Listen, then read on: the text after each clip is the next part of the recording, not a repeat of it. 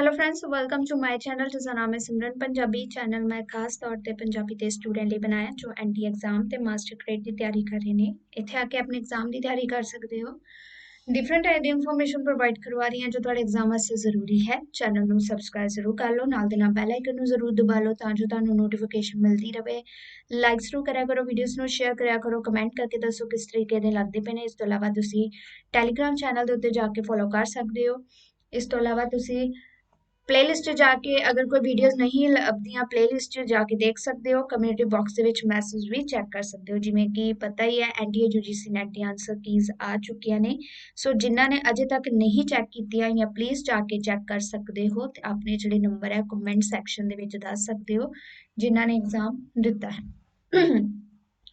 ਸਾਹਿਤ ਦੇ ਰੂਪ ਜਿਹੜਾ ਹੈਗਾ ਵਾ ਵੱਖ-ਵੱਖ, ਉਹਨਾਂ ਵਿੱਚ ਅਗਲਾ ਟੌਪਿਕ ਅੱਜ ਅਸੀਂ ਕਰਨ ਜਾ ਰਹੇ ਹਾਂ ਅਲੰਕਾਰ।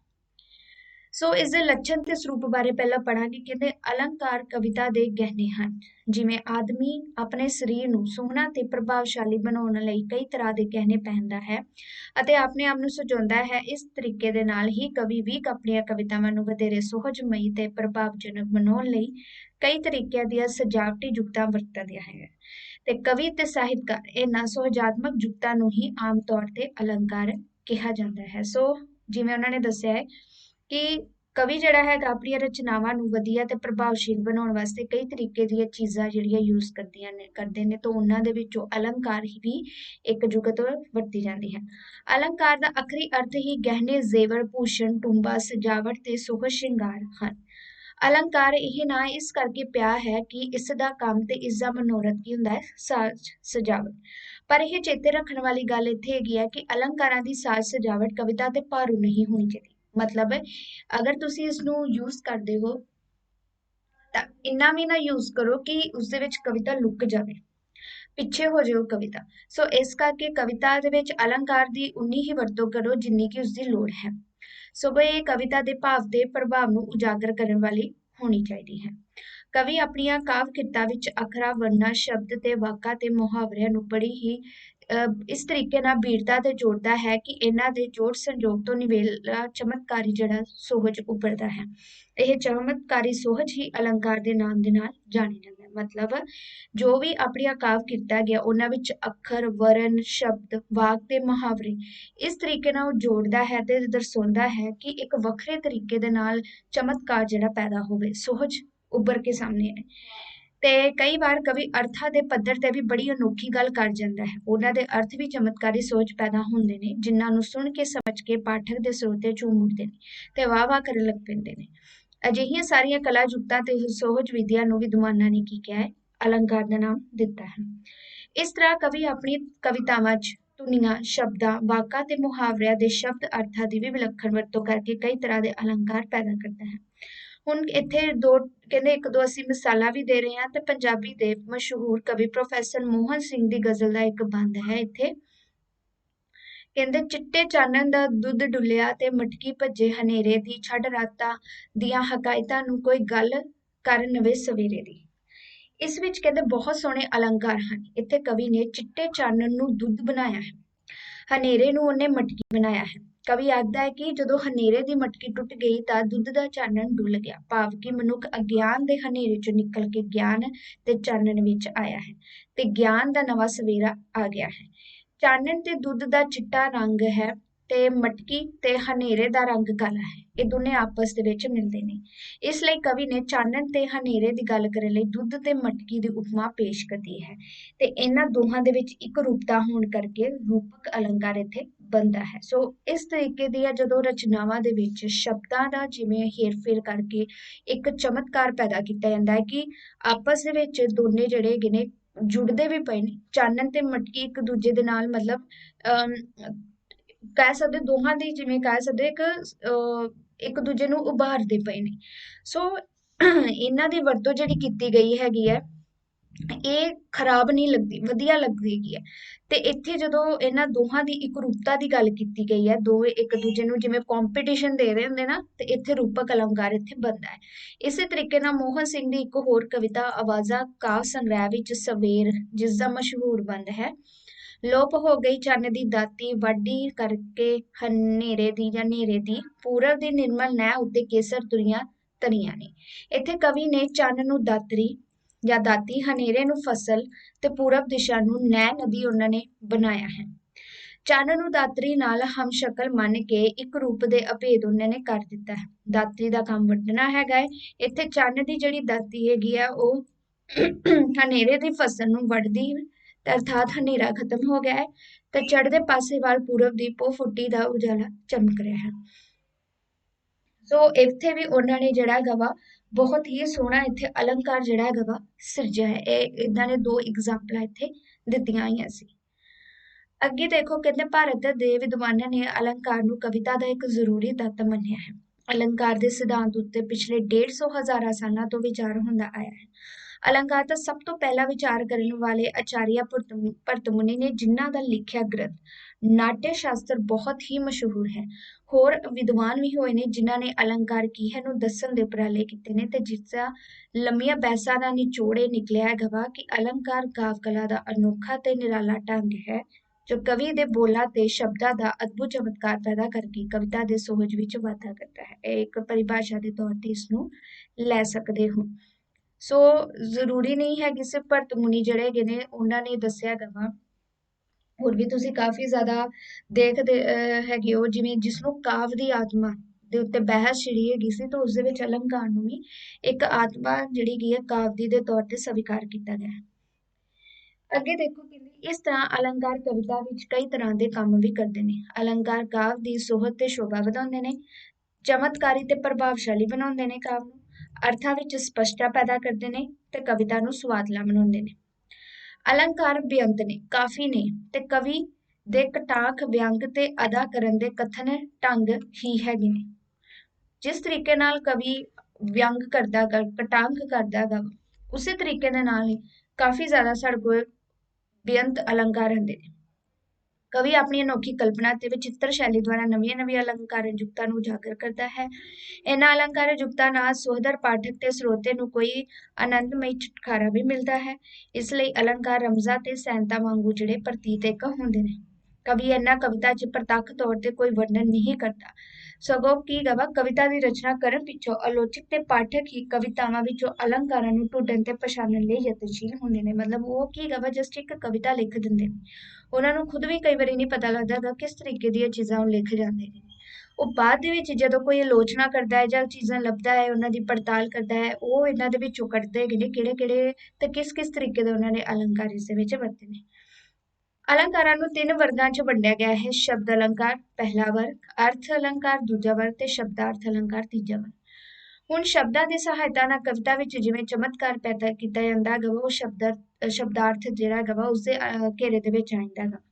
ਜਿਵੇਂ ਜਿਹੜੇ ਸ਼ਬਦ ਜਾਂ ਸ਼ਬਦਾਂ ਦੀ ਸਹਾਇਤਾ ਨਾਲ ਜੋ ਅਲੰਕਾਰ ਪ੍ਰਤੀਤ ਹੁੰਦਾ ਹੈ, ਜੇਕਰ ਉਸ ਸ਼ਬਦ ਜਾਂ ਟੂਕ ਨੂੰ ਕਵਿਤਾ ਵਿੱਚੋਂ ਹਟਾ ਦਈਏ ਤਾਂ ਅਲੰਕਾਰ ਵੀ ਹਟ ਜਾਏਗਾ। ਸੋ ਮੇਨ ਜਿਨ੍ਹਾਂ ਵਰਡਸ ਨੂੰ ਯੂਜ਼ ਕਰਕੇ ਇੱਕ ਤਰੀਕੇ ਨਾਲ ਚਮਤਕਾਰ ਪੈਦਾ ਕੀਤਾ ਜਾਂਦਾ ਹੈਗਾ ਵਾ ਉਹ ਸ਼ਬਦ ਅਲੰਕਾਰ ਦੇ ਵਿੱਚ ਆਉਂਦੇ ਨੇ। ਸ਼ਬਦ ਅਲੰਕਾਰ ਕਈ ਤਰ੍ਹਾਂ ਦੇ ਹੁੰਦੇ ਨੇ, ਜਿਹੜੇ ਅਲੰਕਾਰ ਕਵਿਤਾ ਤੇ ਅਰਥਾਂ ਦੇ ਉੱਤੇ ਵੀ ਨਿਰਭਰ ਹੁੰਦੇ ਨੇ। ਇਹਨਾਂ ਨੂੰ ਅਰਥ ਅਲੰਕਾਰ ਕਿਹਾ ਜਾਂਦਾ ਹੈ। ਅਰਥ ਅਲੰਕਾਰਾਂ ਦੀ ਸਾਡੇ ਕੋਲ ਕਈ ਕਿਸਮਾਂ ਹੁੰਦੀਆਂ ਨੇ। ਜਿਹੜੇ ਸ਼ਬਦ ਤੇ ਅਰਥ ਦੋਹਾਂ ਦੇ ਉੱਤੇ ਨਿਰਭਰ ਹੁੰਦੇ ਨੇ ਉਹਨਾਂ ਨੂੰ ਸ਼ਬਦਾਰਥ ਕਿਹਾ ਜਾਂਦਾ ਹੈ, ਪਰ ਜ਼ਿਆਦਾ ਕਰਕੇ ਸ਼ਬਦ ਅਤੇ ਅਰਥ ਅਲੰਕਾਰ ਹੀ ਪ੍ਰਸਿੱਧ ਹੈਗੇ ਨੇ। ਹੁਣ ਦੇਖੋ, ਸਭ ਤੋਂ ਪਹਿਲਾਂ ਸਾਡੇ ਕੋਲ ਅਨੁਪ੍ਰਾਸ ਅਲੰਕਾਰ ਆਇਆ ਹੈਗਾ ਵਾ। ਇਸ ਦੇ ਵਿੱਚ ਉਹਨਾਂ ਨੇ ਪਰਿਭਾਸ਼ਾ ਦਿੱਤੀ ਹੈ, ਕਹਿੰਦੇ ਜਦ ਕਵਿਤਾ ਵਿੱਚੋਂ ਇੱਕੋ ਜਿਹੇ ਸਮਾਨ ਅੱਖਰ, ਵਰਨ ਜਾਂ ਸ਼ਬਦਾਂ ਦਾ ਵਾਰ-ਵਾਰ ਦੁਹਰਾਓ ਹੋਵੇ ਤੇ ਉਸ ਵਿੱਚ ਸੰਗੀਤਕ ਲੈ, ਵਜ਼ਨ ਤੇ ਤੋਲ ਪੈਦਾ ਹੋਵੇ, ਉਸ ਨੂੰ ਅਨੁਪ੍ਰਾਸ ਅਲੰਕਾਰ ਕਿਹਾ ਜਾਂਦਾ ਹੈ। ਮਤਲਬ ਜਿਵੇਂ ਕਹਿ ਸਕਦੇ ਹੋ ਕਿ ਇੱਕ ਜਿਹੜਾ ਅਰਥ ਹੈਗਾ ਹੈ ਉਸਦਾ ਵਾਰ-ਵਾਰ ਦੁਹਰਾਓ ਹੁੰਦੇ, ਇਹ ਸ਼ਬਦਾਂ ਦਾ ਹੋ ਸਕਦਾ, ਅੱਖਰਾਂ ਦਾ ਜਾਂ ਸ਼ਬਦਾਂ ਦਾ ਵੀ ਦੁਹਰਾਓ ਹੋ ਸਕਦਾ। ਜਿਵੇਂ ਨੀਚੇ ਦੇਖੋ ਇਹਦੇ ਵਿੱਚ ਉਹਨਾਂ ਨੇ ਕਿਹਾ ਫਿਰ ਰੂਪ ਸਰੂਪ ਅਨੂਪ ਦਿਸੇ, ਫਿਰ ਜਿੰਦ ਜਵਾਨੀ ਝੱਲੀ ਝੱਲੀ। ਹੁਣ ਇਸ ਦੇ ਵਿੱਚ ਦੇਖੋ ਰੂਪ ਸਰੂਪ ਅਨੂਪ ਵਿੱਚ ਇਹ ਜਿਹੜਾ ਹੈਗਾ ਵਾ ਉਪ ਅੱਖਰ 3 ਵਾਰ ਦੁਹਰਾਏ ਗਏ ਹਨ। ਰੂਪ ਉਪ ਜਾਨੀ ਕਿ ਉਪ ਆ ਜਾਂਦਾ ਨਾ, ਇਸਨੂੰ ਬੋਲਿਆ ਤਾਂ ਅਸੀਂ ਰੂਪ ਹੈ ਪਰ ਬੋਲਣ ਦੇ ਵਿੱਚ ਉਪ ਆਇਆ ਹੈਗਾ। ਇਸ ਤਰ੍ਹਾਂ ਹੋਸ਼, ਬੇਹੋਸ਼ ਤੇ ਮਦਹੋਸ਼ ਦੇ ਵਿੱਚ ਹੋਸ਼ ਅੱਖਰ ਜਿਹੜਾ ਹੈਗਾ ਵਾ ਇਹ 3 ਵਾਰ ਆਇਆ ਹੈਗਾ ਵਾ। ਇਹਨਾਂ ਦੇ ਨਾਲ ਕੀ ਹੈਗਾ ਇੱਕ ਲੈਅ ਪੈਦਾ ਹੁੰਦੀ ਹੈ। ਠੀਕ ਹੈ, ਸੋ ਇਹ ਕੀ ਆਇੰਦਾ ਹੈਗਾ ਵਾ ਸਾਡੇ ਕੋਲ ਅਨੁਪ੍ਰਾਸ ਅਲੰਕਾਰ ਦੀ ਉਦਾਹਰਨ ਹੈ। ਅਨੁਪ੍ਰਾਸ ਇੱਕ ਸ਼ਬਦ ਅਲੰਕਾਰ ਹੈ ਜੋ ਸ਼ਬਦਾਂ ਦੇ ਪ੍ਰਯੋਗ ਤੇ ਨਿਰਭਰ ਕਰਦਾ ਹੈ। ਜੇਕਰ ਉਸ ਦੇ ਵਿੱਚ ਰੂਪ ਦੀ ਥਾਂ ਅਸੀਂ ਸ਼ਕਲ ਵਰਤ ਲਈਏ ਤਾਂ ਸਰੂਪ ਦੀ ਥਾਂ ਸੁੰਦਰ ਰੱਖ ਲਈਏ ਤਾਂ ਅਨੁਪ੍ਰਾਸ ਅਲੰਕਾਰ ਨਹੀਂ ਹੋਏਗਾ। ਠੀਕ ਹੈ, ਮਤਲਬ ਜਿਵੇਂ ਹੁਣ ਇੱਥੇ ਰੂਪ ਹੈਗਾ ਵਾ, ਸਰੂਪ ਹੈਗਾ ਵਾ, ਅਨੂਪ ਹੈਗਾ ਵਾ, ਉਪ ਕਰਕੇ ਆਇਆ ਹੈ। ਜੇਕਰ ਉਸਦੀ ਜਗ੍ਹਾ ਅਸੀਂ ਸ਼ਕਲ ਵਰਤ ਲਈਏ ਤਾਂ ਉਸਦਾ ਕੋਈ ਲੈ ਬਣਦੀ ਹੈ ਨਹੀਂ। ਸਰੂਪ ਦੀ ਥਾਂ ਅਸੀਂ ਸੁੰਦਰ ਰੱਖ ਲਈਏ ਤਾਂ ਉਹਦੀ ਕੋਈ ਲੈ ਬਣੇਗੀ ਨਹੀਂ। ਸੋ ਇੱਕ ਖਾਸ ਸ਼ਬਦ ਹੁੰਦੇ ਨੇ ਜਿਹੜੇ ਕਿ ਖਾਸ ਸਥਿਤੀ ਦੇ ਵਿੱਚ ਵਰਤੇ ਜਾਂਦੇ ਨੇ, ਜਿਸ ਦੇ ਨਾਲ ਕੀ ਹੈਗਾ ਵਾ ਇੱਕ ਚਮਤਕਾਰ ਪੈਦਾ ਹੁੰਦਾ ਹੈ। ਹੁਣ ਇਹ ਦੇਖੋ, ਇਸ ਕਰਕੇ ਅਨੁਪ੍ਰਾਸ ਇੱਕ ਸ਼ਬਦ ਅਲੰਕਾਰ ਹੈ। 5 ਇਸ ਦੇ ਭੇਦ ਹੈਗੇ ਨੇ, ਛੇਕ, ਵ੍ਰਿਤੀ, ਸ਼ਰੂਤੀ, ਅਨੁਪ੍ਰਾਸ, ਲਾਟ ਤੇ ਅੰਤ। ਠੀਕ ਹੈ, ਹੁਣ ਦੇਖੋ ਇਸ ਦੀਆਂ ਕੁਝ ਹੋਰ ਉਦਾਹਰਨਾਂ ਵੀ ਦਿੱਤੀਆਂ ਹੈਗੀਆਂ ਨੇ, ਜਿਵੇਂ ਭਾਉ, ਭਗਤ, ਭਉ, ਭੇਲ, ਸਾਧ, ਸਰੇਸਿਆ। ਠੀਕ ਹੈ, ਇਸ ਤੋਂ ਇਲਾਵਾ ਪਾਗਲਖਾਨਾ ਸ਼ੋਰ ਬੁਣ ਰਿਹਾ, ਜਿਨ ਜੰਗਲ ਵਿਲਾਪ ਕਰ ਰਿਹਾ, ਕੁਰਬਲ ਕੁਰਬਲ ਕੋਟ ਕਰੋੜਾ, ਕਿਰਮ ਆਪਣਾ ਕਰ ਰਹੇ। ਇਹ ਹੁਣ ਦੇਖੋ ਇਹਦੇ ਵਿੱਚ ਵੀ ਉਹਨਾਂ ਨੇ ਐਗਜ਼ਾਮਪਲ ਦਿੱਤੀ ਹੈ, ਇਸ ਦੇ ਵਿੱਚ ਵੀ, ਇਹਦੇ ਵਿੱਚ ਵੀ। ਸੋ ਇਹ ਤਿੰਨੇ ਜਿਹੜੀਆਂ ਹੈਗੀਆਂ ਨੇ, ਇਹਨਾਂ ਨੂੰ ਤੁਸੀਂ ਖੁਦ ਸੋਲਵ ਕਰਕੇ ਦੇਖ ਸਕਦੇ ਹੋ, ਕਿਉਂਕਿ ਸਾਹਮਣੇ ਹੀ ਨਜ਼ਰ ਆ ਰਹੇ ਨੇ। ਉਹ ਤੁਸੀਂ ਖੁਦ ਦੇਖਣਾ ਹੁਣ ਕਿਹੜੀ ਕਿਹੜੀ ਇਸ ਦੇ ਵਿੱਚ ਚੀਜ਼ ਹੈਗੀ ਹੈ ਜੋ ਕਿ ਸ਼ਬਦ ਦੇ ਵਿੱਚ ਜਾ ਰਹੇ ਨੇ। ਅੱਗੇ ਆਉਂਦੇ ਹੈਗੇ ਨੇ ਉਪਮਾ, ਸਭ ਤੋਂ ਵੱਧ ਤੇ ਮਸ਼ਹੂਰ ਅਲੰਕਾਰ ਹੈਗਾ। ਪੰਜਾਬੀ 'ਚ ਉਪਮਾ ਦਾ ਆਮ ਅਰਥ ਕੀ ਹੁੰਦਾ ਵਾ? ਜਸ, ਕੀਰਤੀ, ਵਡਿਆਈ, ਪ੍ਰਸ਼ੰਸਾ ਤੋਂ ਲਿਆ ਜਾਂਦਾ ਹੈ। ਉਪਮਾ ਕੀਤੀ ਜਾਵੇ, ਵਡਿਆਈ ਕੀਤੀ ਜਾਵੇ। ਪਰ ਅਲੰਕਾਰਾਂ ਦੇ ਵਿੱਚ ਇਹ ਨਹੀਂ ਅਰਥ ਹੈਗਾ। ਇੱਥੇ ਇੱਕ ਅਲੰਕਾਰ ਦਾ ਇੱਕ ਨਾਮ ਹੈਗਾ ਵਾ। ਜਦੋਂ ਅਸੀਂ ਕਵਿਤਾ ਤੇ ਕਵਿਤਾ ਤੋਂ ਬਾਹਰ ਵੀ ਆਮ ਗੱਲ ਵਿੱਚ ਬਹੁਤ ਵਾਰ ਉਪਮਾ ਜਿਹੜੀ ਹੈਗੀ ਆ ਅਲੰਕਾਰ ਦੀ ਵਰਤੋਂ ਕਰਦੇ ਹੈਗੇ ਆ। ਮਤਲਬ ਜਿਵੇਂ ਉਹ ਚੰਨ ਨਾਲੋਂ ਸੋਹਣਾ ਵਡਿਆ ਕੇ ਦੱਸਿਆ ਹੈਗਾ ਵਾ। ਠੀਕ ਹੈ, ਉਸਦਾ ਮੁਖੜਾ ਚੰਦ ਵਰਗਾ ਸੋਹਣਾ ਹੈਗਾ ਵਾ, ਯਾਨੀ ਕਿ ਵਡਿਆਈ ਉਸਦੀ ਦੱਸ ਦਿੱਤੀ ਹੈ ਵਧਾ ਚੜਾ ਕੇ। ਹੁਣ ਇੱਥੇ ਦੇਖੋ ਉਪਮਾ ਅਲੰਕਾਰ ਦੇ ਵਿੱਚ 4 ਤੱਤ ਇਹਨਾਂ ਨੇ ਦੱਸੇ ਹੈਗੇ ਨੇ, ਮੁਖੜਾ, ਚੰਦ, ਸੋਹਣਾ ਤੇ ਵਰਗਾ। ਤੇ ਇਹ 4 ਤੱਤ ਇਕੱਠੇ ਕਿਸੇ ਕਾਰ ਟੋਟੇ ਵਿੱਚ ਹੋਣਗੇ ਤਾਂ ਉੱਥੇ ਉਪਮਾ ਅਲੰਕਾਰ ਹੁੰਦਾ ਹੈ। ਮਤਲਬ ਐਜ਼ ਐਗਜ਼ਾਮਪਲ ਦਿੱਤੀ ਹੈ, ਜਿਵੇਂ ਸ਼ੇਰ ਵਰਗਾ ਬਹਾਦਰ। ਠੀਕ ਹੈ, ਇਹ ਵੀ ਵਡਿਆਈ ਕੀਤੀ ਹੈ, ਉਪਮਾ ਕੀਤੀ ਹੈਗੀ ਹੈ। ਹੁਣ ਉੱਥੇ 4 ਦੇਖੋ ਕੀ ਆ ਗਿਆ ਹੈਗਾ ਵਾ, ਇਹਦੇ ਅੱਗੇ 4 ਟੋਟੇ ਕਿਵੇਂ ਹੈਗੇ ਨੇ? ਕਹਿੰਦੇ ਉਪਮੇ ਆ ਗਿਆ, ਜਿਵੇਂ ਮੁਖੜਾ, ਜਿਸ ਚੀਜ਼ ਉਹ ਚੀਜ਼ ਜਿਸ ਦੀ ਉਪਮਾ ਕੀਤੀ ਜਾਵੇ, ਯਾਨੀ ਕਿ ਮੁਖੜੇ ਦੀ ਉਪਮਾ ਕੀਤੀ ਗਈ ਸੀ। ਉਪਮਾਨ, ਚੰਦ, ਜਿਸ ਨਾਲ ਉਪਮਾ ਕੀਤੀ ਗਈ। ਸਾਂਝਾ ਗੁਣ, ਸੋਹਣਾ, ਯਾਨੀ ਕਿ ਦੋਹਾਂ ਦੇ ਵਿੱਚੋਂ ਇੱਕੋ ਜਿਹਾ ਵਰਡ ਹੈਗਾ। ਵਾਚਕ ਸ਼ਬਦ ਜਿਵੇਂ ਵਰਗਾ, ਵਾਂਗੂ ਉਸ ਦੇ ਵਿੱਚ ਦੱਸਿਆ ਗਿਆ ਹੈਗਾ ਵਾ। ਠੀਕ ਹੈ, ਹੁਣ ਜਿਵੇਂ ਸ਼ੇਰ ਵਰਗਾ ਤੇ ਬਹਾਦਰ।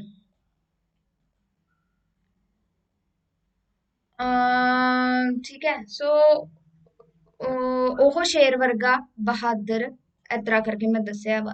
ਹੁਣ ਇੱਥੇ ਉਹ ਜਿਹੜਾ ਹੈਗਾ ਏ, ਜਿਵੇਂ ਉਹ ਜਾਣੀ ਕਿ ਇੱਕ ਜਾਂ ਫਿਰ ਇਸਦੇ ਉੱਤੇ ਇੱਕ ਪਰਸਨ ਦਾ ਨਾਮ ਲਿਖ ਲਓ, ਰਾਮ ਸ਼ੇਰ ਵਰਗਾ ਬਹਾਦਰ ਹੈ ਜਾਂ ਕੋਈ ਹੋਰ। ਹੁਣ ਇੱਥੇ ਜਿਹੜਾ ਹੈਗਾ ਵਾ ਪਰਸਨ, ਜਿਸ ਦੀ ਵਡਿਆਈ ਕੀਤੀ ਗਈ ਹੈ, ਉਸਨੂੰ ਅਸੀਂ ਉਪਮੇୟ 'ਚ ਰੱਖਾਂਗੇ। ਸ਼ੇਰ ਹੈਗਾ ਜਿਸ ਦੇ ਨਾਲ ਕੀਤੀ ਗਈ ਹੈ, ਵਰਗਾ ਜਿਹੜਾ ਹੈਗਾ ਇੱਥੇ ਵਾਚਕ ਆਏਗਾ, ਬਹਾਦਰ ਸਾਂਝਾ ਗੁਣ ਦੋਨਾਂ ਦੇ ਵਿੱਚ ਦੱਸਿਆ ਗਿਆ ਹੈਗਾ। ਠੀਕ ਹੈ, ਸੋ ਇਹ ਹੋ ਗਿਆ ਸਾਡੇ ਕੋਲ ਇੱਕ ਉਸਦੀ ਐਗਜ਼ਾਮਪਲ ਹੋਰ। ਹੁਣ ਦੇਖੋ, ਜਿੱਥੇ ਉਪਮਾਨਯੋਗ ਵਸਤੂ ਦੀ ਕਿਸੇ ਹੋਰ ਨਾਲ ਉਪਮਾ ਕੀਤੀ ਜਾਵੇ, ਸਾਂਝੇ ਗੁਣ ਦੀ ਨਾਲ ਸਮਾਨਤਾ ਦੱਸੀ ਜਾਵੇ, ਉਹ ਕੀ ਆਂਦਾ ਵਾ ਇੱਥੇ? ਉਪਮਾ ਅਲੰਕਾਰ। ਹੁਣ ਦੇਖੋ, ਨੀ ਅੱਜ ਕੋਈ ਆਇਆ ਸਾਡੇ ਵੇੜੇ, ਤੱਕਣ ਚੰਨ ਸੂਰਜ ਟੁਕ ਟੁਕ ਨੇੜੇ। ਹੁਣ ਇੱਥੇ ਲੱਸੇ ਨੀ ਉਹਦਾ ਮੱਥਾ ਤਾਰਿਆਂ ਵਾਂਗੂ ਆਇਆ, ਨੀ ਖੋਰੇ ਅੰਬਰ ਕੁਮਕੁਮ ਕਿਹੜੇ। ਹੁਣ ਦੇਖੋ ਇੱਥੇ ਦੱਸਿਆ ਲੱਸੇ ਨੀ ਉਹਦਾ ਮੱਥਾ ਤਾਰਿਆਂ ਵਾਂਗੂ। ਠੀਕ ਹੈ, ਹੁਣ ਇਸ ਦੇ ਵਿੱਚ ਦੇਖੋ ਕਹਿੰਦੇ ਕਵੀ ਕਿਸੇ ਅਣਕਹੇ ਨਾਇਕ ਦੀ ਆਮਦ ਤੇ ਇੰਨਾ ਖੁਸ਼ ਹੁੰਦਾ ਹੈ ਕਿ ਤਿੱਖੇ ਜਜ਼ਬਿਆਂ ਦੇ ਮਹਿਲ ਵਿੱਚ ਬਹਿ ਕੇ ਉਹ ਕੀ ਗਵਾ ਨਾਇਕ ਦੀ ਸੁੰਦਰਤਾ ਜਿਹੜੀ ਹੈਗੀ ਆ ਅਲੰਕਾਰਿਕ ਸ਼ੈਲੀ ਦੇ ਵਿੱਚ ਬਿਆਨ ਕਰ ਦਿੰਦਾ ਹੈ। ਮਤਲਬ ਉਹਨੇ ਇੱਥੇ ਐਗਜ਼ਾਮਪਲ ਦੇ ਦਿੱਤੀ ਹੈਗੀ ਆ ਖੁਸ਼ੀ ਦੇ ਵਿੱਚ। ਜਿਵੇਂ ਹੁਣ ਦੇਖੋ ਮੱਥਾ, ਜਿਸ ਦੀ ਕੀ ਕਿਹਾ ਸੀ ਅਸੀਂ ਉਪਮਾ ਕੀਤੀ ਜਾਵੇ, ਉਹ ਉਪਮੇय ਦੇ ਵਿੱਚ ਆਉਂਦਾ ਜਾਂ ਕਵੀ ਦੁਆਰਾ ਵਰਣਨ ਗੋਰਚਾ ਵਿਸ਼ਾ ਮੱਥਾ ਹੈਗਾ। ਠੀਕ ਹੈ, ਇਸ ਤੋਂ ਇਲਾਵਾ ਜਿਸ ਦੇ ਨਾਲ ਕੀਤੀ ਸੀ ਉਪਮਾ, ਲੱਸੇ ਨੀ ਉਹਦਾ ਮੱਥਾ ਤਾਰਿਆਂ ਦੇ ਨਾਲ ਉਸਦੀ ਉਪਮਾ ਕੀਤੀ ਆ। ਵਾਂਗੂ ਇੱਥੇ ਵਾਚਕ ਸ਼ਬਦ ਆ ਗਿਆ ਹੈਗਾ ਵਾ ਤੇ ਲੱਸਣਾ ਦੋਨਾਂ ਦਾ ਸਾਂਝਾ ਗੁਣ ਹੈਗਾ। ਇਹ ਹੈਗੀ ਹੈ ਇਸ ਦੇ ਵਿੱਚ ਐਜ਼ ਐਗਜ਼ਾਮਪਲ ਹੋਰ। ਚਾਂਦੀ ਵਰਗਾ ਰੰਗ ਹੈ ਗੋਰਾ, ਸੋਨੇ ਵਰਗੇ ਵਾਲ ਸੁਨਹਿਰੇ। ਹੁਣ ਇੱਥੇ ਤੁਸੀਂ ਖੁਦ ਦੇਖ ਸਕਦੇ ਹੋ ਕੀ ਹੈਗਾ ਵਾ ਇਸ ਦੇ ਵਿੱਚ, ਤੇ ਇੱਥੇ ਵੀ ਆਪੇ ਤੁਸੀਂ ਇਸ ਨੂੰ ਐਜ਼ ਐਗਜ਼ਾਮਪਲ ਦੇ ਤੌਰ ਤੇ ਸੋਲਵ ਕਰਕੇ ਦੇਖ ਸਕਦੇ ਹੋ। ਪਤਾ ਤਾਂ ਲੱਗ ਗਿਆ ਕੀ ਚੀਜ਼ ਹੈਗੀ ਇਸ ਦੇ ਵਿੱਚ। ਅੱਗੇ ਦੇਖੋ ਨੈਕਸਟ ਆਇੰਦਾ ਸਾਡੇ ਕੋਲ ਰੂਪਕ ਅਲੰਕਾਰ ਕੀ ਹੁੰਦਾ ਹੈ। ਕਹਿੰਦੇ ਰੂਪਕ ਅਲੰਕਾਰ ਉਪਮਾ ਅਲੰਕਾਰ ਦੇ ਨਾਲ ਹੀ ਮਿਲਦਾ ਜੁਲਦਾ ਹੈ। रूपक एक तरह ना उपमा दा संखेप रूप हैगा, मतलब ਜਿਹੜਾ ਅਸੀਂ ਪਿੱਛੇ ਪੜਿਆ ਸੀ ਉਸ ਦਾ ਇੱਕ ਸੰਖੇਪ ਰੂਪ ਇੱਥੇ ਦੱਸਿਆ ਹੈ ਵਾ। ਕਹਿੰਦੇ ਉਪਮਾ ਅਲੰਕਾਰ ਚ ਆਮ ਤੌਰ ਤੇ ਚਾਰ ਤੱਤ ਰਹਿੰਦੇ ਨੇ, ਉਪਮੇय, ਉਪਮਾਨ ਤੇ ਵਾਚਕ ਤੇ ਜਿਹੜਾ ਹੈਗਾ ਵਾ ਸਾਂਝਾ ਗੁਣ, ਠੀਕ ਹੈ। ਪਰ ਕੀ ਹੁੰਦੇ ਨੇ ਇਸ ਦੇ ਵਿੱਚ ਤਿੰਨ ਤੱਤ ਹੁੰਦੇ ਨੇ। ਵਾਚਕ ਸ਼ਬਦ ਵਾਲਾ ਤੱਤ ਇਸ ਦੇ ਵਿੱਚ ਲੋਪ ਰਹਿੰਦਾ ਹੈ, ਵਰਗਾ ਵਾਂਗੂ ਉਹ ਚੀਜ਼ ਨਹੀਂ ਇਸ ਦੇ ਵਿੱਚ ਹੁੰਦੇ। ਰੂਪਕ ਅਲੰਕਾਰ 'ਚ ਦੋ ਚੀਜ਼ਾਂ ਦੀ ਤੁਲਨਾ ਕਰਕੇ ਦੋਹਾਂ 'ਚ ਇੱਕ ਸਾਂਝਾ ਗੁਣ ਇਸ ਤਰ੍ਹਾਂ ਦੱਸਿਆ ਜਾਂਦਾ ਹੈ ਕਿ ਦੋਹਾਂ ਦੇ ਵਿੱਚ ਫਰਕ ਮਿਟ ਜਾਂਦਾ ਹੈ ਤੇ ਦੋਹਾਂ 'ਚ ਇੱਕ ਰੂਪਤਾ ਤੇ ਇੱਕ ਮਿਕਤਾ ਹੋ ਜਾਂਦੀ ਹੈ। ਜਿੱਥੇ ਉਪਮੇय ਤੇ ਉਪਮਾਨ ਵਿੱਚ ਇੱਕ ਰੂਪਤਾ ਤੇ ਅਭੇਦਤਾ ਵਰਣਨ ਕੀਤੀ ਜਾਵੇ, ਉੱਥੇ ਉਪਮਾ ਅਲੰਕਾਰ ਰੂਪਕ ਅਲੰਕਾਰ ਹੁੰਦਾ ਐਜ਼ ਅ ਪਰਿਭਾਸ਼ਾਵਾਂ ਦੇ ਤੌਰ ਤੇ ਆ ਸਕਦੀ ਹੈ ਚੀਜ਼। ਹੁਣ ਕਹਿੰਦੇ ਉਪਮੇय ਕੀ ਹੈ ਤੇ ਉਪਮਾਨ ਕੀ ਹੈ, ਇਸ ਦੀ ਵਿਆਖਿਆ ਅਸੀਂ ਪਿਛਲੇ ਪੰਨੇ ਤੇ ਕਰ ਰਹੇ ਹਾਂ, ਠੀਕ ਹੈ। ਉਪਮੇय ਜਿਹੜੀ ਹੈਗੀ ਆ ਮੈਂ ਫਿਰ ਦੱਸ ਦਿੰਦੀ ਹਾਂ, ਇਹਦੇ ਵਿੱਚ ਅਜੇ ਵੀ ਸ਼ਾਇਦ ਉਪਮੇय ਜਿਸ ਦੀ ਤੁਲਨਾ ਕੀਤੀ ਜਾਵੇ, ਉਪਮਾਨ ਜਿਸ ਨਾਲ ਤੁਲਨਾ ਕੀਤੀ ਜਾਵੇ, ਠੀਕ ਹੈ। ਅੱਗੇ ਦੇਖੋ ਕਹਿੰਦੇ ਕਵਿਤਾ 'ਚ ਜਿਸ ਵਸਤੂ ਦਾ ਵਰਣਨ ਕੀਤਾ ਜਾ ਰਿਹਾ ਹੈ ਉਸ ਨੂੰ ਉਪਮੇय ਤੇ ਜਿਸ ਵਸਤੂ ਨਾਲ ਕਿਸੇ ਹੋਰ ਨੂੰ ਮੇਚਿਆ ਜਾਂਦਾ ਹੈ ਉਹ ਉਪਮਾਨ ਹੈ। ਦੋ ਵਸਤੂਆਂ ਦੇ ਕਵੀ ਇਸ ਤਰ੍ਹਾਂ ਅਭੇਦ ਇੱਕ ਰੂਪ ਕਰ ਦਿੰਦਾ ਹੈ ਤੇ ਦੋਨਾਂ 'ਚ ਕੋਈ ਵੀ ਫਰਕ ਨਹੀਂ ਰਹਿੰਦਾ। ਜਿਵੇਂ ਫॉर एग्जांपल, ਬਹਿਰੋ ਦਾ ਇੱਕ ਖਰਲ ਬਲੌਰੀ, ਜਿੰਦੜੀ ਦਾ ਅਸਾ ਸੂਰਮਾ ਪੀਠਾ, ਰੋਜ਼ ਰਾਤ ਨੂੰ ਅੰਬਰ ਆ ਕੇ ਮੰਗਦਾ ਇੱਕ ਸਲਾਈ ਵੇ। ਹੁਣ ਇੱਥੇ ਦੇਖੋ ਕੀ ਉਹਨਾਂ ਨੇ ਕਿਹਾ ਹੈਗਾ, ਕਹਿੰਦੇ ਇਸ ਬੰਦ ਵਿੱਚ ਬਹਿਰੋ ਤੇ ਖਰਲ ਵਿੱਚ ਜਿੰਦੜੀ ਦੇ ਸੂਰਮੇ 'ਚ ਕੋਈ ਵੱਖਰਤਾ ਨਹੀਂ ਰਹਿਣ ਦਿੱਤੀ ਗਈ, ਇੱਕ ਰੂਪਤਾ ਤੇ ਅਭੇਦਤਾ ਸਥਾਪਿਤ ਕਰ ਦਿੱਤੀ ਗਈ ਹੈ। ਇਹਦੇ ਵਿੱਚ ਬਹਿਰੋ, ਖਰਲ, ਜਿੰਦੜੀ ਤੇ ਸੂਰਮਾ, ਠੀਕ ਹੈ। ਅੱਗੇ ਦੇਖੋ ਕਹਿੰਦੇ ਕਿ ਬਹਿਰੋ ਵੀ ਰਗੜਦਾ ਹੈ ਤੇ ਖਰਲ ਵੀ ਰਗੜਨ ਦਾ ਸਾਧਨ ਹੈ, ਠੀਕ ਹੈ। ਤੇ ਦੋਹਾਂ ਦੇ ਇੱਕੋ ਜਿਹਾ ਦੋਨੇ ਕੰਮ ਕਰਦੇ ਨੇ, ਸੋ ਦੋਹਾਂ ਨੂੰ ਕੀ ਵਾ ਉਹਨਾਂ ਨੇ ਕੰਬਾਈਨ ਕਰ ਦਿੱਤਾ। ਇਸ ਤਰ੍ਹਾਂ ਜ਼ਿੰਦਗੀ ਨੂੰ ਵੀ ਬਹਿਰੋ ਨਾਲ ਰਗੜਿਆ ਜਾ ਰਿਹਾ ਹੈ ਤੇ ਸੁਰਮੇ ਵਿੱਚ ਇੱਕੋ ਜਿਹੀ ਹੀ ਹਾਲਤ ਦੱਸੀ ਗਈ ਹੈ। ਬਹਿਰੋ ਤੇ ਖਰਲ ਜਿਹੜਾ ਹੈਗਾ ਵਿੱਚ ਤੇ ਜਿੰਦੜੀ ਦੇ ਸੂਰਮੇ ਵਿੱਚ ਕਵੀ ਨੇ ਕੋਈ ਵੱਖਰਤਾ ਨਹੀਂ ਰਹਿਣ ਦਿੱਤੀ, ਅਭੇਦਤਾ ਤੇ ਇਕਰੂਪਤਾ ਹੈਗੀ ਹੈ ਦੋਨਾਂ ਦੇ ਵਿੱਚ।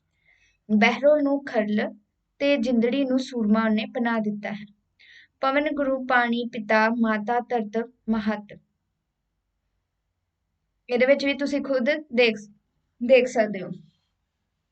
ਇਸ ਤਰੀਕੇ ਨਾਲ ਇਹਨਾਂ ਨੇ ਅਭੇਦਕ ਜਿਹੜੀ ਇਸ ਦੇ ਵਿੱਚ ਕੀਤਾ ਹੈਗਾ ਉਪਮੇय ਤੇ ਉਪਮਾਨ ਨੂੰ, ਕਿਉਂਕਿ ਪਿੱਛੇ ਪੜਿਆ ਹੈਗਾ ਵਾ, ਸੋ ਸਿੰਪਲ ਜਿਹੀ ਚੀਜ਼ਾਂ ਬਹੁਤ ਵਾਰ ਰਿਪੀਟ ਹੁੰਦੀਆਂ ਨੇ, ਖੁਦ ਤੁਸੀਂ ਦੇਖ ਸਕਦੇ ਹੋ। ਐਂਡ ਇਸ ਤੋਂ ਇਲਾਵਾ ਨੈਕਸਟ ਹੈਗਾ ਸਾਡੇ ਕੋਲ ਦ੍ਰਿਸ਼ਟਾਂਤ ਅਲੰਕਾਰ। ਵਿਆਖਿਆ ਇਸ ਦੀ ਕਹਿੰਦੇ ਦ੍ਰਿਸ਼ਟਾਂਤ ਇੱਕ ਅਰਥ ਅਲੰਕਾਰ ਹੈ। ਅਰਥ ਉਦਾਹਰਨ, ਮਿਸਾਲ, ਨਮੂਨਾ ਆਦਿ ਹੈ। ਕਵੀ ਆਪਣੀ ਕਵਿਤਾਵਾਂ ਵਿੱਚ ਜਿਸ ਕਿਸੇ ਵਿਸ਼ੇ ਦਾ ਵਰਣਨ ਕਰ ਰਿਹਾ ਹੈ ਉਸ ਨੂੰ ਸਮਝਾਉਣ ਲਈ ਉਹ ਆਮ ਜੀਵਨ ਤੇ ਪ੍ਰਕਿਰਤੀ ਚੋਂ ਕੋਈ ਅਜਿਹੀ ਮਿਸਾਲ ਜਾਂ ਉਦਾਹਰਨ ਚੁਣ ਕੇ ਉਸ ਦੇ ਬਰਾਬਰ ਜਾਂ ਰੱਖ ਦਿੰਦਾ ਹੈ ਕਿ ਜਿਸ ਵਿੱਚ ਵਰਣਨ ਕੀਤੇ ਜਾ ਰਹੇ ਵਿਸ਼ੇ ਦੇ ਸਾਂਝੇ ਗੁਣ ਹੋਣ। ਯਾਨੀ ਕਿ ਜਦੋਂ ਮੈਂ ਸਮਝਾ ਰਹੀ ਹੁੰਦੀ ਹਾਂ ਤਾਂ ਮੈਂ ਕੋਈ ਐਗਜ਼ਾਮਪਲ ਉਸਦੇ ਪੂਰੇ ਬਰਾਬਰ ਅਗਰ ਦੱਸਦੀ ਹਾਂ ਉਸ ਵਿਸ਼ੇ ਨੂੰ ਐਕਸਪਲੇਨ ਕਰਨ ਦੇ ਵਾਸਤੇ, ਉਹ ਕੀ ਆਇਂਦਾ ਗਵਾ ਜਿਸ ਦੇ ਵਿੱਚ ਉਸ ਵਿਸ਼ੇ ਨਾਲ ਸਾਂਝੇ ਗੁਣ ਤੇ ਹੋਰ ਸਮਾਨਤਾਵਾਂ ਪ੍ਰਾਪਤ ਹੁੰਦੀਆਂ ਨੇ, ਦ੍ਰਿਸ਼ਟਾਂਤ ਦੇ ਵਿੱਚ ਆ ਜਾਏਗਾ। ਆਪਣੇ ਵਿਸ਼ੇ ਵਸਤੂ ਦੀ ਸਪਸ਼ਟਤਾ ਜਾਂ ਪੁਸ਼ਟੀ ਲਈ ਉਹ ਜਿਹੀ ਹੋਰ ਲੋਕਪ੍ਰਿਯ ਮਿਸਾਲ ਦੇਣਾ ਦ੍ਰਿਸ਼ਟਾਂਤ ਅਲੰਕਾਰ ਦੀ ਯੋਜਨਾ ਲਈ ਜ਼ਰੂਰੀ ਹੈ। ਦ੍ਰਿਸ਼ਟਾਂਤ ਅਲੰਕਾਰ ਅੰਦਰ ਪਹਿਲਾਂ ਇੱਕ ਗੱਲ ਕਹਿ ਕੇ ਫਿਰ ਦੂਜੀ ਗੱਲ ਉਸਦੇ ਉਦਾਹਰਣ ਦੇ ਵਿੱਚ ਆਖੀ ਜਾਂਦੀ ਹੈ। ਦੋਹਾਂ ਦਾ ਮੰਤਵ ਇੱਕੋ ਹੀ ਨਿਕਲਦਾ ਹੈ। ਵਿਦਵਾਨਾਂ ਨੇ ਇਸ ਬਾਰੇ ਦੋ ਸ਼ਬਦ ਕੱਢੇ ਨੇ, ਬਿੰਬ ਤੇ ਪ੍ਰਤੀਬਿੰਬ। ਵਿਸ਼ੇ ਵਸਤੂ ਆ ਗਿਆ ਬਿੰਬ ਤੇ ਬਾਹਰੋਂ ਪੇਸ਼ ਕੀਤਾ ਉਦਾਹਰਣ ਪ੍ਰਤੀਬਿੰਬ। ਕਵਿਤਾ ਦੀ ਇੱਕ ਤੁਕ 'ਚ ਬਿੰਬ ਮੌਜੂਦ ਰਹਿੰਦਾ ਹੈ ਅਤੇ ਅਗਲੇ ਤੁਕ 'ਚ ਪ੍ਰਤੀਬਿੰਬ ਹੁੰਦਾ ਹੈ, ਯਾਨੀ ਕਿ ਪਹਿਲੀ 'ਚ ਬਿੰਬ, ਸੈਕਿੰਡ 'ਚ ਪ੍ਰਤੀਬਿੰਬ। ਪ੍ਰਤੀਬਿੰਬ ਅਰਥ ਦਾ ਜਿਹੜਾ ਹੈਗਾ ਵਾ ਪਰਛਾਵਾਂ, ਯਾਨੀ ਕਿ ਇਸ ਦਾ ਇਹ ਪਰਛਾਵਾਂ ਹੁੰਦਾ ਹੈ। ਦੋਹਾਂ 'ਚ ਸਾਂਝੇ ਗੁਣ ਜਾਂ ਭਾਵ ਝਲਕਣੇ ਚਾਹੀਦੇ ਨੇ। ਦ੍ਰਿਸ਼ਟਾਂਤ ਅਲੰਕਾਰ ਦਾ ਆਧਾਰ ਵੀ ਕੋਈ ਸਾਂਝ ਸਮਾਨਤਾ ਤੇ ਬਰਾਬਰੀ ਦਾ ਭਾਵ ਹੀ ਹੁੰਦਾ ਹੈ। ਇੱਥੇ ਇਸ ਦੀ ਪਰਿਭਾਸ਼ਾ ਵੀ ਤੁਸੀਂ ਦੇਖ ਸਕਦੇ ਹੋ। ਕਹਿੰਦੇ ਜਿੱਥੇ ਉਪਮੇय, ਵਾਕ ਤੇ ਉਪਮਾਨ ਆਪਸ ਵਿੱਚ ਬਿੰਬ ਪ੍ਰਤੀਬਿੰਬ ਭਾਵਨਾ ਸੰਬੰਧਿਤ ਹੋਣ ਉੱਥੇ ਦ੍ਰਿਸ਼ਟਾਂਤ ਆਉਂਦਾ ਹੈ। ਮਤਲਬ ਜੇਕਰ ਉੱਥੇ ਇੱਕ ਆ ਸਕਦੇ ਤੁਸੀਂ ਮੇਨ ਅਰਥ, ਦੂਜਾ ਉਸਦੀ ਉਦਾਹਰਨ ਦੇ ਵਿੱਚ ਆ ਜਾਏ ਤਾਂ ਉੱਥੇ ਕੀ ਆ ਜਾਂਦਾਗਾ ਦ੍ਰਿਸ਼ਟਾਂਤ ਅਲੰਕਾਰ। ਫॉर एग्जांपल, कबीर मानुख जन्म दुलंभ है, होत ना बारंबार। जो बन फल पाके पोए गिरे बहुत न लागे डार। कबीर बाणी दे इस लोक च एक प्रसंग है कि मनुखा जन्म दुर्लभ है, बड़ा औखा मिलदा है ते बार-बार नहीं मिलदा। सो इस दे विच उन्हां ने किहा है कि स्पष्ट करन वास्ते उन्हां ने कबीर जी दी एक दुनियावी मिसाल भी पेश करदे ने इत्थे। आ ਜਿਹੜੀ ਹੈਗੀ ਆ ਜਿਵੇਂ ਜੰਗਲੀ ਰੁੱਖਾਂ ਤੇ ਫੁੱਲ ਲੱਗੇ ਹੁੰਦੇ ਪੱਕ ਕੇ ਭੁੰਜੇ ਡਿੱਗ ਪੈਂਦੇ ਨੇ ਤੇ ਕਿਸੇ ਵੀ ਸੂਰਤ ਚ ਮੁੜ ਰੁੱਖ ਤੇ ਨਹੀਂ ਲੱਗਦੇਗੇ। ਆ ਗਈ ਨਾ ਫਿਰ ਉਹੀ ਗੱਲ ਕਿ ਜਿਸ ਤਰੀਕੇ ਨਾਲ ਬਾਰ-ਬਾਰ ਉਹ ਨਹੀਂ ਲੱਗ ਸਕਦੇ ਹੈਗੇ, ਨਵੇਂ ਜਨਮ ਜ਼ਰੂਰ ਲੈਣਗੇ ਉਸੇ ਤਰੀਕੇ ਦੇ ਨਾਲ। ਜੰਗਲੀ ਫਲਾਂ ਦੇ ਦ੍ਰਿਸ਼ਟਾਂਤ ਕਬੀਰ ਜੀ ਨੇ ਮਨੁੱਖੀ ਜਨਮ ਦੀ ਦੁਰਲਭਤਾ ਦਾ ਜ਼ਿਕਰ ਕੀਤਾ ਹੈ। ਮਨੁੱਖੀ ਜਨਮ ਇੱਕ ਬਿੰਬ ਆ ਗਿਆ, ਪ੍ਰਤੀਬਿੰਬ ਉਸਦਾ ਜੰਗਲੀ ਫਲ ਆ ਗਿਆ। ਇੱਕ ਬਿੰਬ ਹੈ, ਦੂਜਾ ਪ੍ਰਤੀਬਿੰਬ ਹੈ। ਦੋਹਾਂ ਵਿੱਚ ਸੰਭਾਵਕ ਗੁਣਾਂ ਦੀ ਸਾਂਝ ਹੈ ਕਰਕੇ ਇੱਥੇ ਬਿੰਬ ਪ੍ਰਤੀਬਿੰਬ ਭਾਵ ਦੀ ਹੋਂਦ ਹੈ, ਇਸ ਲਈ ਇੱਥੇ ਦ੍ਰਿਸ਼ਟਾਂਤ ਅਲੰਕਾਰ ਦੀ ਉਦਾਹਰਨ ਹੈ। ਕੰਮ ਕਰਦਿਆਂ ਕਰਦਿਆਂ ਭੁੱਸ ਪੈਂਦਾ ਮੂਰਖ ਆਦਮੀ ਹੁੰਦੇ ਸੁਜਾਨ ਵੇਖੇ, ਕਸ ਕਸ ਕੇ ਸੈਲ ਦੀ ਹਿਕੜੀ ਤੇ ਰੱਸੀ ਨਾ ਹੁੰਦੇ ਨਿਸ਼ਾਨ ਵੇਖੇ।